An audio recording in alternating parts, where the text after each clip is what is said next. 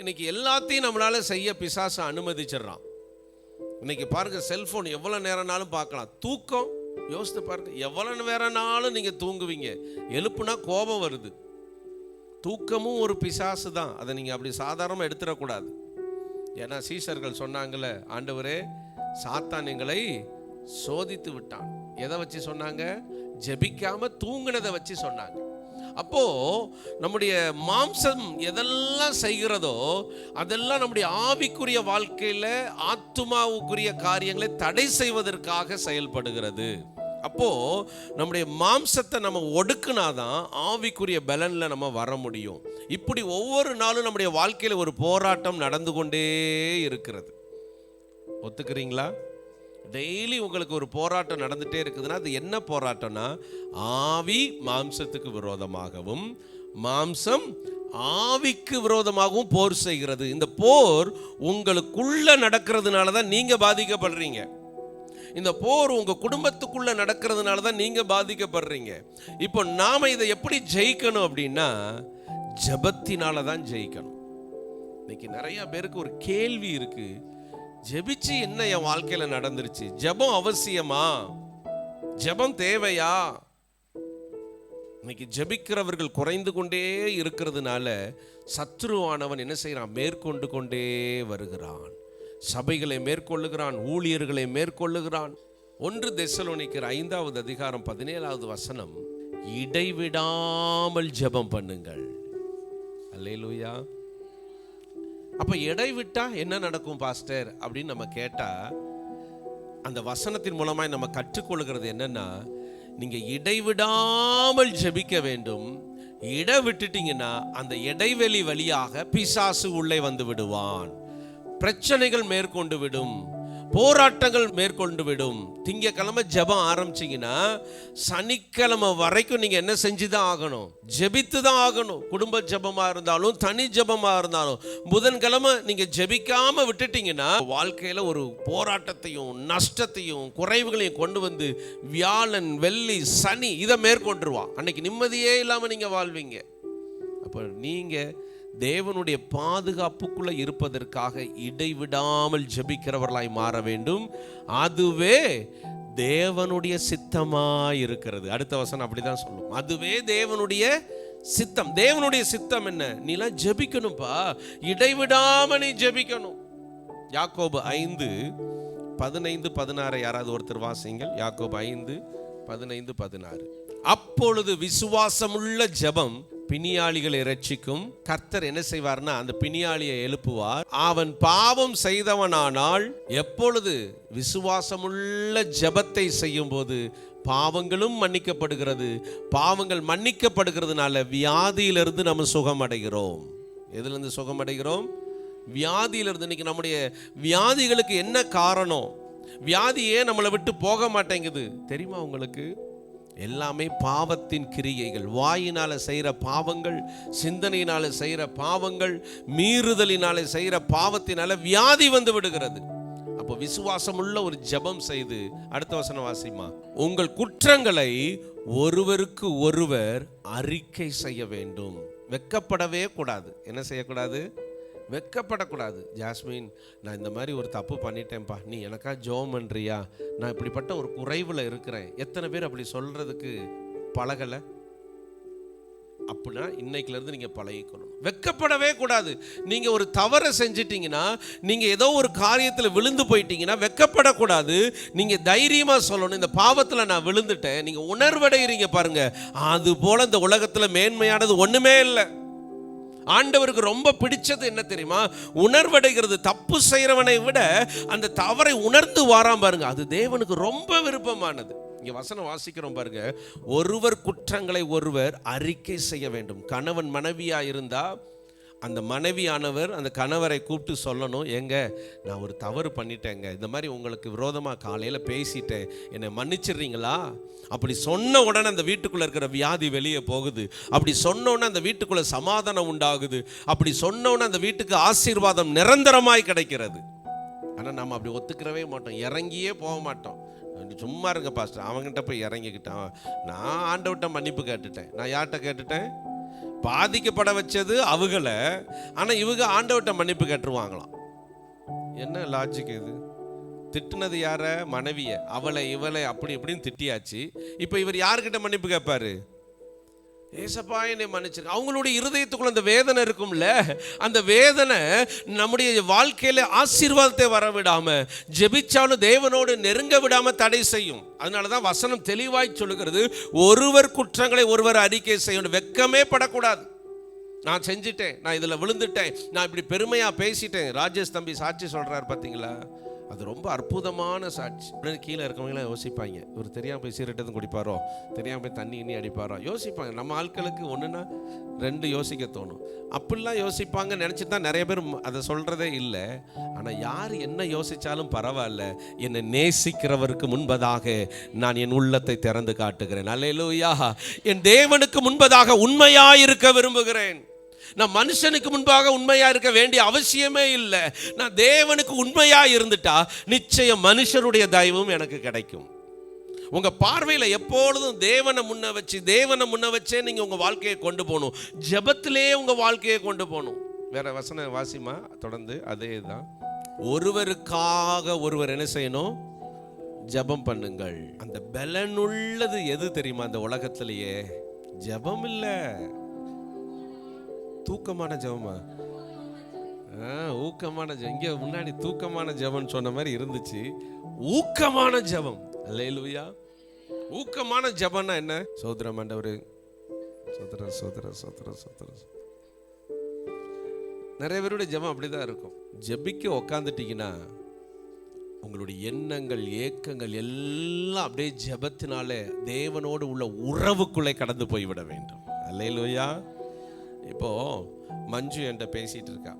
மஞ்சு, நான் யாரு? பாஸ்டர். என்கிட்ட பேசும்போது மஞ்சு எப்படி பேசுவா? நல்லா இருக்கீங்களா அப்படி பேசுவாளா? பேசுவா. எப்படி பேசுவா? சோத்திரம் பாஸ்டர், பாஸ்டர் சொல்லுங்க பாஸ்டர், மரியாதையா. அந்த மஞ்சு பேசிட்டே இருக்கும்போது யார் வரா? நம்ம அக்கீரா வரா. மஞ்சு அக்கா, இரு பாஸ்டர் நான் பேசிட்டு இருக்கேன்ல. என்கிட்ட பேசிட்டு இருக்கும்போதே, வா கீரா, நல்லா இருக்கியா, எப்படி இருக்க, காலையில் என்ன சாப்பிட்ட? அப்போ நான் பார்ப்பேன், என்னம்மா. ஸோ ஆண்டவர்கிட்ட பேசும்போது மற்ற காரியங்களை நம்ம என்ன செய்யக்கூடாது? இம்பார்ட்டன்ட் கொடுக்கக்கூடாது. முக்கியமாக குடும்பமாக இருந்தாலும், செல்ஃபோனாக இருந்தாலும், யாராக இருந்தாலும் தேவனோடு உள்ள உறவை அது பாதிக்கப்பட வைக்க கூடாது. ஆமென். இந்த ஊக்கமான ஜெபம் தான் அது உங்களுடைய வாழ்க்கையில பலனா இருக்கிறது. எப்பொழுது பலனா இருக்குதுன்னு ஆண்டவர்கிட்ட கேட்டா, நீ எப்பெல்லாம் சோர்ந்து போறியோ அப்பெல்லாம் ஒரு பலன் வருது இல்ல. அந்த பலன் எங்க இருந்து வருது? நீ செஞ்ச ஊக்கமான ஜெபத்துல தான் வருது.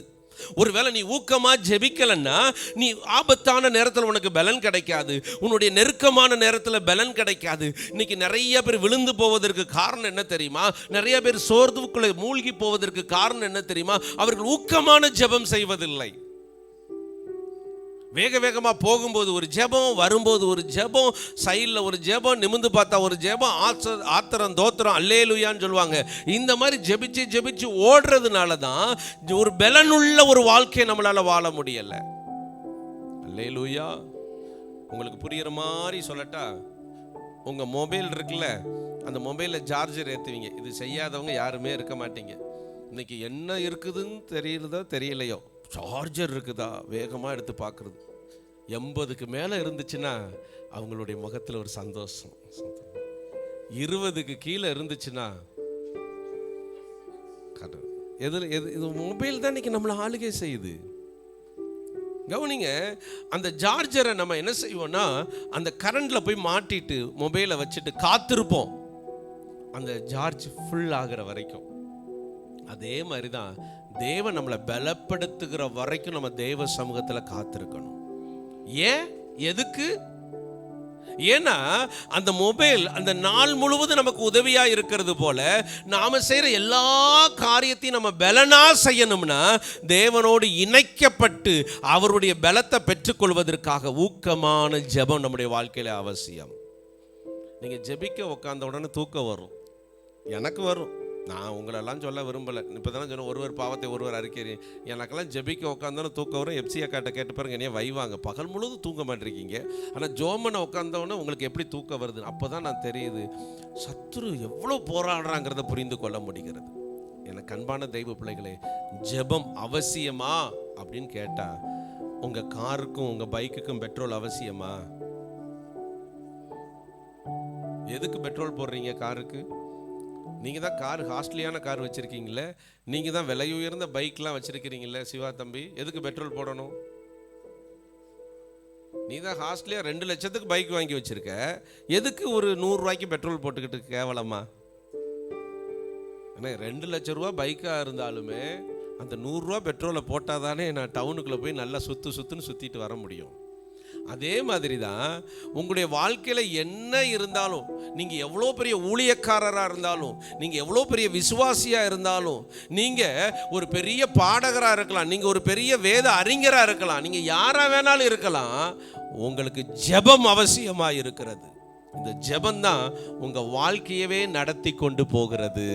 அந்த பெட்ரோல் போட்டோன்னே இங்கேருந்து நம்ம மதுரைக்கு எப்படி போகிறோமோ அதே போல தான் நம்ம ஜெபித்த உடனே அந்த பலத்தில் இந்த போராட்டத்தை தாண்டி செல்வோம், இந்த தேவைகளை தாண்டி செல்வோம், இந்த நெருக்கங்களை தாண்டி செல்வோம். ஜனவரியிலிருந்து ஜூலை வரைக்கும் வந்திருக்கிறோம். எதனால? யாரோ நமக்கு ஜெபிச்சுட்டு இருக்கிறாங்க, ஏதோ ஒரு ஜெபம் நம்மளை தாங்கி கொண்டிருக்கிறது. மார்க் 1:35 எடுத்து வாசிங்க. மைக் கொடுக்குறீங்களா? வாசிக்கிறவங்களுக்கு வேகமா. மார்க் 1:35. அவர் அதிகாலையில் இருட்டோட எழுந்து புறப்பட்டு. யாரு தெரியுமா அவர்? அதிகாலையில யாரு? இயேசு கிறிஸ்து அதிகாலையிலே இருட்டோட எழுந்துட்டார். புறப்பட்டு வனாந்தரமான ஒரு இடத்திற்கு போய் அங்கே ஜெபம் பண்ணினார். வனாந்தரமான ஒரு இடத்துக்கு போய் இயேசு கிறிஸ்து ஜெபித்திருக்கிறார். இயேசு கிறிஸ்து யாரு? இந்த பூமியை மீட்க வந்த, ரட்சிக்க வந்த தேவனுடைய குமாரன், சர்வ வல்லமையுள்ள தேவன், அற்புதங்களை செய்கிறவர், மரித்தவனை உயிரோடு எழுப்புகிறவர். அவ்வளவு சர்வ வல்லமையுள்ள தேவன் அதிகாலையில் இருட்டோட எழுந்து ஒரு வனாந்தரமான ஒரு இடத்துக்கு போய் அங்கே ஜெபிக்கிறாருன்னா, இந்த வசனத்தை வாசிக்கும் போது தான் எனக்கே புரிஞ்சது ஜெபம் நம்முடைய வாழ்க்கையில எவ்வளவு அவசியம். இயேசு கிறிஸ்துவுக்கே அவசியமா இருந்திருக்குது.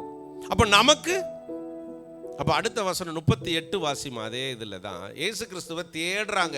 என்னடா இது இவரை காணோமேன்னு சொல்லி தேடி கண்டுபிடிச்சிட்டாங்க. கண்டுபிடிச்ச உடனே அவர் என்ன பதில் சொல்றாருன்னா, அவர்களை அவர் நோக்கி, அடுத்த ஊர்களிலும் எப்ப நம்ம அடுத்த ஊர்களிலும் நான் பிரசங்கம் பண்ண வேண்டுமானதால் வேண்டுமானதால் அவ்விடங்களுக்கு போவோம் வாருங்கள். அதற்காகவே இதற்காகவே புறப்பட்டு வந்தேன். நான் ஏன் இங்க வந்தேன் தெரியுமா? நிறைய ஊழியம் செய்ய வேண்டியது இருக்குது, நிறைய ஊர்களுக்கு போய் ஜனங்களை விடுவிக்க வேண்டியதா இருக்குது, நிறைய ஆத்துமாக்களை ஆதாயம் செய்ய வேண்டியதா இருக்கு. அதற்கு என்ன அவசியம்? ஜெபம். இதை வேற யாரும் சொல்லலை. யாக்கோபு சொல்லியிருந்தாரோ, பேதுரு சொல்லியிருந்தாலோ, யோவான் சொல்லியிருந்தாலும் கூட நீங்கள் நம்ப தேவையில்லை. அவங்களுக்கு தேவை, எனக்கும் தேவைன்னு சொல்லிட்டு போகலாம். ஆனால் சர்வ வல்லமையுள்ள இயேசு கிறிஸ்து சொல்கிறாரு, நான் பிற ஊர்களில் போய் ஊழியம் செய்ய வேண்டியதாக இருப்பதுனால இந்த ஜெபம் எனக்கு அவசியமாக இருக்கிறது. இந்த மாதத்தை கடந்து செல்ல ஜெபம் உங்களுக்கு அவசியமாக இருக்கிறது. இந்த நெருக்கத்துக்குள்ள நிற்கிற நீங்க அந்த நெருக்கத்திலிருந்து வெளியில வருவதற்கு ஜெபம் உங்களுக்கு அவசியமா இருக்கிறது. உங்கள் பிள்ளைகளை கர்த்தருக்குள்ளே வளர்ப்பதற்கு ஜெபம் அவசியமா இருக்கிறது. இந்த கடன் பிரச்சனையிலிருந்து வெளியில வருவதற்கு ஜெபம் அவசியமா இருக்கிறது. உங்க தொழில் ஆசீர்வாதமா இருப்பதற்கு ஜெபம் அவசியமா இருக்கிறது. பரிசுத்தமாய் வாழ ஜெபம் அவசியமா இருக்கிறது. ஆமென் சொல்றீங்களா? இங்கே வந்திருக்கிற தெய்வ பிள்ளைகளே, ஆண்டவர் உங்களிடத்திலிருந்து எதிர்பார்க்கறது அது ஒன்று தான். நீ ஜெபிக்கிறவனா மாறுவியா? நீ வேண்டிக் கொள்ள தொடங்கின போதே உன் ஜெபத்திற்கு பதில் கொடுக்க நான் காத்து கொண்டிருக்கிறேன். நீ என்னை நோக்கி கூப்பிடு, நீ அறியாததும் உனக்கு எட்டாததுமான பெரிய காரியங்களை நான் உனக்கு செய்வேன். இன்னைக்கு ஆண்டவர் சொல்ற, நீ ஜெபம் பண்ணு. நம்மளும் பண்றோம், இல்லெல்லாம் இல்லை, என்னைக்காவது ஜெபம் பண்ணிக்கிட்டு இருக்கிறோம். ஆண்டவர் எப்படி எதிர்பார்க்கிறாரா? இடைவிடாமல் நீ ஜெபம் பண்ண வேண்டும். போராட்டமான நேரத்தில் ஜெபிக்கவே முடியாது. எத்தனை பேர் அனுபவிச்சிருக்கிறீங்க? அந்த போராட்டமான நேரத்தில் திடீர்னு நம்முடைய மனைவிக்கு நமக்கு ஒரு சண்டை வந்துடுது. இந்த நேரத்தில் முழங்கால் போட்டு, ஜெபம் பண்ண முடியுமா?